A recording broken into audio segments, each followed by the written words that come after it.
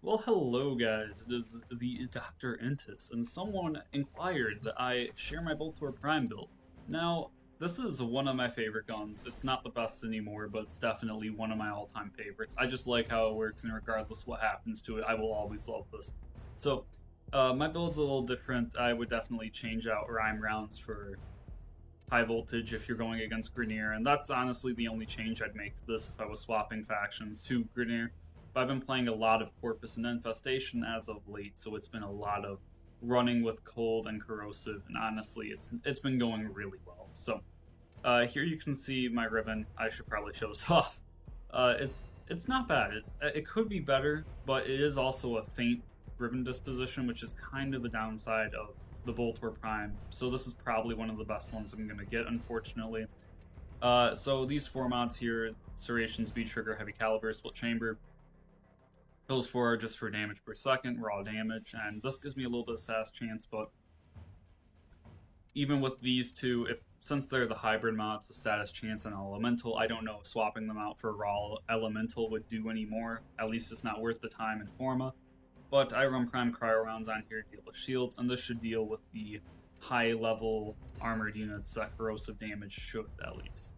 Like I said, you can swap this out if you want more corrosive. If you're going against Grenier, I would definitely recommend it. But I personally have been playing all around where it doesn't really matter, or I have other ways of disposing of really high level Grenier.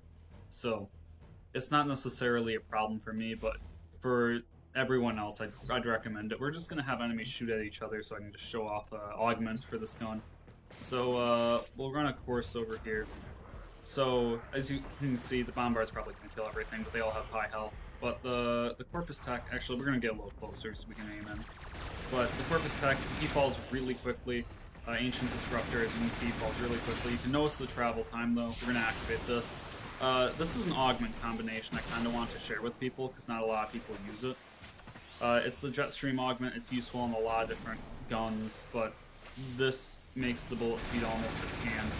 Now, against bombards, this doesn't do a lot with the little low corrosive I have, so it could be a lot better. The cold is definitely making it harder for him to kill me. So with that, we can just finish him off. But if you want to, I'll do a run with your with the high voltage just to show it off.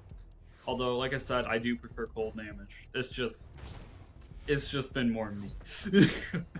So we'll run through this. We'll use the augment to try to snipe them from afar, show how it works. So this is just a combo I really love. I almost always run the Zephyr when I'm playing with Boltor, but it's pretty darn close.